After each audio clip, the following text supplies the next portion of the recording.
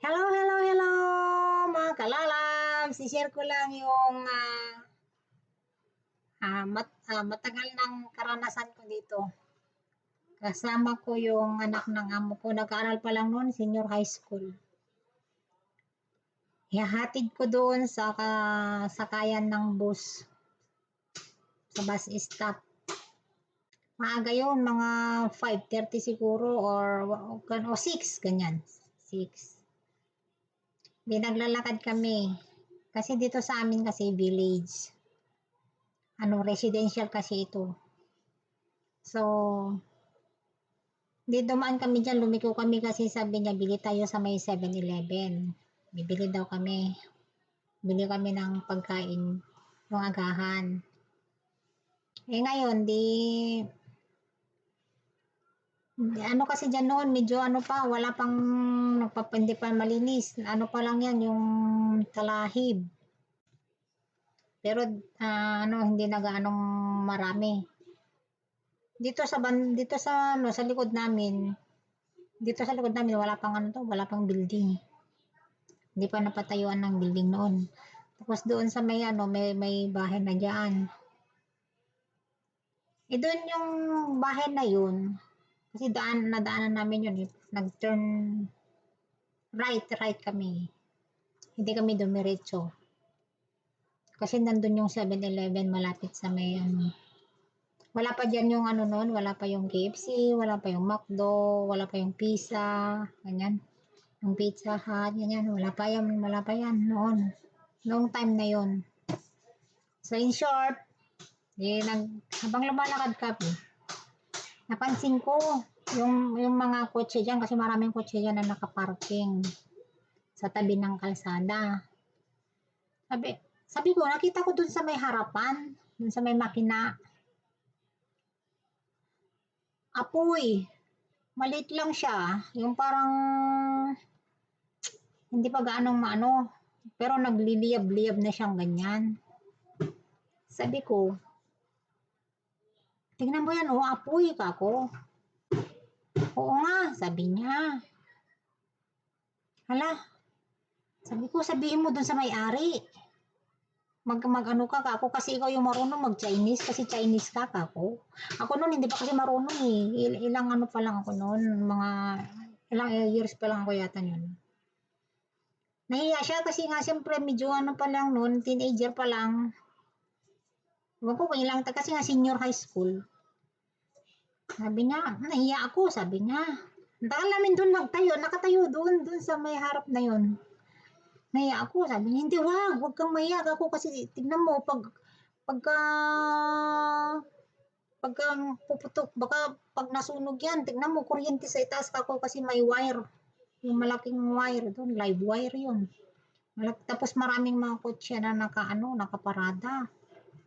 Ang tagal kong ginausap talaga, as in promise, na sabihin ko, sige na, kasi tignan mo, lumalaki na yung apoy habang kami nag-uusap doon sa may sa may gilid ng kalsada at sa tabi na ng bahay na yun. Sa tapas mismo yung bahay na yun. Pindutin mo na yung doorbell ka ko, nandyan na. Siguro na nakita niya yung itsura ko noon, na yung aura ko na talagang yung talagang kinakabahan, takot na kasi kayong apoy lumalaki na. Sige na kako, pinindot niya yung doorbell. Agad-agad naman may sumagot, babae. Sinabi niya, yung kotse niyo sa harapan nasusunog, sabi. Sige, salamat, sabi nung Alam niyo, nung nasabi na yun, umalis na kami. Pero ako, lingon pa rin ako ng lingon, dun sa kasi nga, namin. Hindi, nagpunta na kami sa 7-Eleven, nahihatid ko na siya noon. Hindi, umuwi kami, dyan din ako dumaan. Alam niyo guys, andyan na yung bumbero, ang bilis. Ang bilis kumalat yung kotse, yung apoy. Ang bilis talaga as in. Nasunog yung kotse. Wala pang wala pang 10 minutes. Wala pang 10 minutes, ang bilis. Kasi nga yun, gasolina. Tapos nung dumating, kasi wala pa, yung hindi ako sa kanya nung dumating na siya ng hapon, sabi ko, tingnan mo nga, sabi ko, naisip natin yung mga kotse. Oo nga, sabi niya. O tingnan mo, ang ginawa natin, nakatulong tayo sa ganong paraan para hindi nadama yung mga kotse. Kasi maraming kotse doon talaga na nakaparking. At saka ang ano ko kasi yung kuryente. Kasi malaking wire yun, yung live wire na ano, kahit ano, mababa yung kapasidad ng kuryente dito kasi 110, 110, siyempre kuryente pa rin yan. Sabi niya, hindi ka ba, sabi ko na, hindi ka nasiyahan dahil meron tayong nagawa? Oo, nasiyahan ako. Tingnan, kung hindi mo ako pinilit, nahiya ako talaga, sabi niya. So sabi ko, ang hiya, ilagay sa tama. Hindi, doon ko na ano na, huwag, ang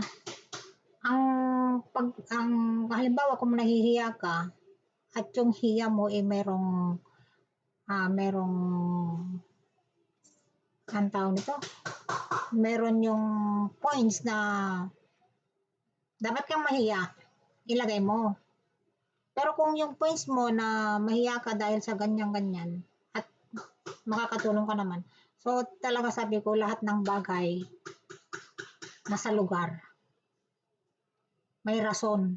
Lahat ng bagay may rason. Hindi porket nahiya ka, ganyan, hindi. Ilagay sa tamang ano. Kaya sabi ko, nakapulot ako ng aral doon.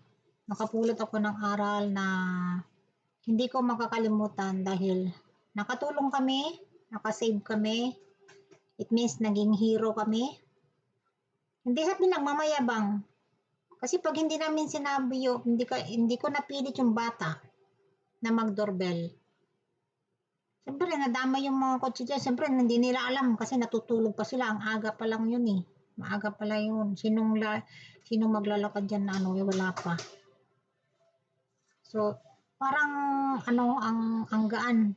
Ang gaan sa pakiramdam guys. Makatulong ka man lang ng maliit na paraan. At may naisave ka. Kasi ano yun eh, malaking peligro pagka na pumutok yung sasakyan ng sunog, magkalat. Kasi ang gasolina. Di ko alam kung matagal na siguro yun na nakaparking o ano. Biglang kita ko yung apoy, ang mga maliit pa lang siya noon. Nung medyo malayo kami, ano ko kaya yun? Sabi ko, ano kaya yun? Parang apoy.